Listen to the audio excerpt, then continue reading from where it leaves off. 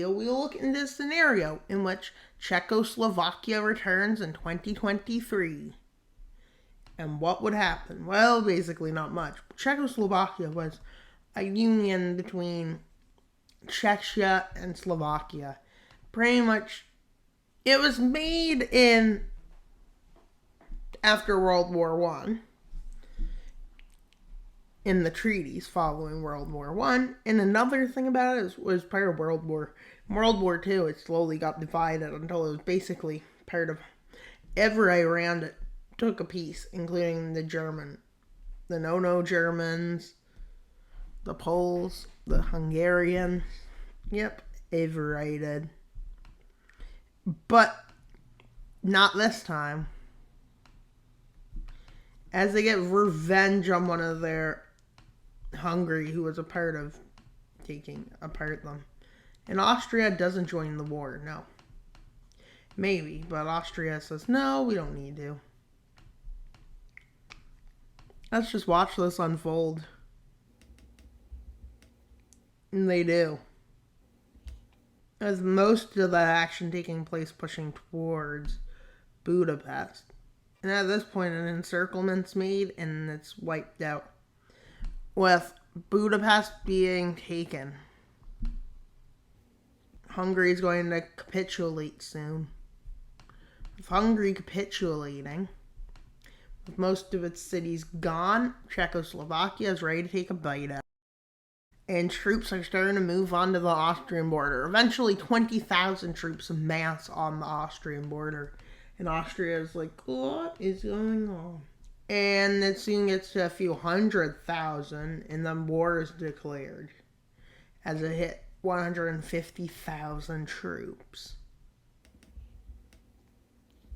And a push is made towards the city of Vienna, which quickly captures the city, because Austrian forces weren't ready yet. And from the north, they started an invasion. Nobody else really does anything. Until suddenly Germany enters the war. And they take all of the panhandle, because who needs panhandles? Yep, exactly. And Germany occupying some lands, but let's draw a line quickly to show who takes what. So basically Germany didn't go far, as we know. That's what Germany got. Czechoslovakia can do what they want with the rest. Czechoslovakia is ready to expand. They don't want to do it into Slovenia, but they do to get coast. Which may have been a bit bad idea, with Croatia joining against them. And the question is now remaining, should Hungary be left as a puppet? And they move down the coast. With Serbia doing nothing, except getting more and more borders. And they decide to fully annex these territories. Why? There's no point in just taking their coast. And so, at this point, it's like, what's the point in leaving Hungary? They decide annexation of the Hungarian puppet is a good idea. For some reason, don't ask me why. And an alliance against Czechoslovakia is formed by Serbia, Bosnia, Montenegro, Romania, Ukraine, Moldova, Poland. Fine, Poland didn't join it, but that's beside the point. Germany, and Italy. Now, where can they expand? Nowhere. Where do they decide to expand? To the north of... They made one style move. They attack there, causing skirmishes everywhere. And especially up here where they build troops to take Berlin. At this point, the anti-Czechoslovakian League declares war. Which basically means they have two choices. France, Russia, or Belarus. They start by asking France, which France accepts, Belarus, and Russia all accepts. But they didn't accept. They accepted. These guys accepted. Yep, everyone they asked pretty much. Except now it's time for where the fun will start. With France invading this anti-Czechoslovakian league, as they approach Berlin, a counter-offensive is made by Poland and Germany. This offensive is swift, and it even manages to capture the Sudetenland. You're one of its quickest things. And here. But let's look at the Balkan front. With the two-front war for Serbia and the Balkans, it doesn't look so well. This being something that nobody would expect, but Serbia loses its south. Bosnia loses quite a bit of land, and Serbia loses a lot of land. Montenegro just pushed right out of the war. Bosnia is forced into capitulation, and Serbia is just on the border. With Romania's capital, Bucharest, being taken, Romania doesn't surrender. With Russia starting an offensive into Ukraine, what if the war in Ukraine wasn't caused by Russia but NATO?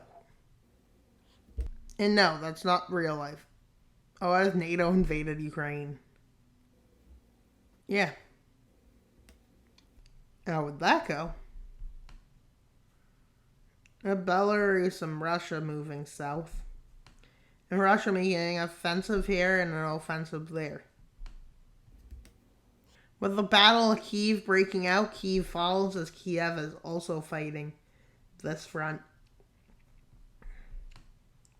And now this front, which is rocketing in there, with Russia quickly crossing the Dnieper and moving over to meet up with these troops. With the fall of the north in Ukraine, eventually comes the fall of the east. And with the fall of the eastern lands, Ukraine's in a bit of trouble. With France already basically taking the Rhineland. What do I mean by that? They don't already, but look. That was their new enriched offensive. But here's what they use because it's already across the Dnieper. With this meetup of troops on both fronts, Italy then proceeds to lose Corsica and lose Sicily from France until they proceed to switch sides. Yep, Italy proceeds to switch sides. You heard that right, guys. And what happens now? Well, up in the north, Czechoslovakia kicks German forces out, and Polish, and they kick it here. As they now start moving up from Italy and into Germany. And so, the world is shaping back. And Germany lost its south, with the Sawatsky Gap falling. I guess that's what it's called. Vilnius falls in their coastline. Lithuania capitulates, with this offensive being moved by Belarus, which kind of cut off Romania and Ukraine, and what's left of Serbia, Moldova. Meaning less supplies, quickly Serbia falls,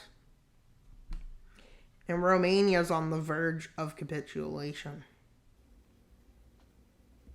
And so, basically now the plan is to get Romania out of the war. Now this area and this area then falling. With everybody basically fighting on Ukraine.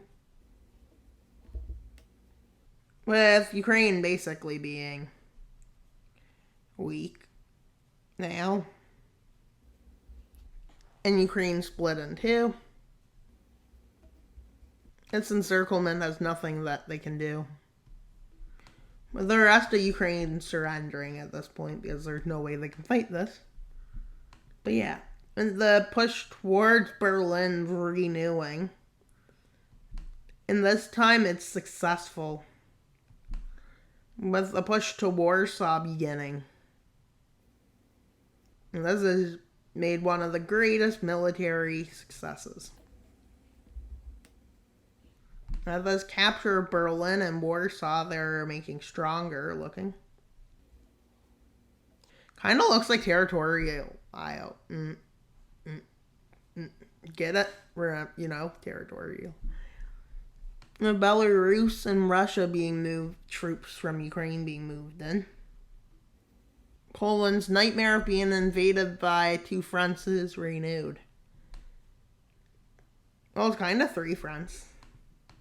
Germany capitulates because there's nothing left to fight for. So they surrendered, but I'm going to call it capitulate because that word is cool, even though it might not. Who knows what I'm even saying.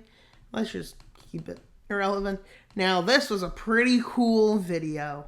Pretty cool changes and pretty interesting, maybe. Who knows? Do you think Czechoslovakia would be like this in real life? Comment yes or no. Of Albania, Kosovo, united.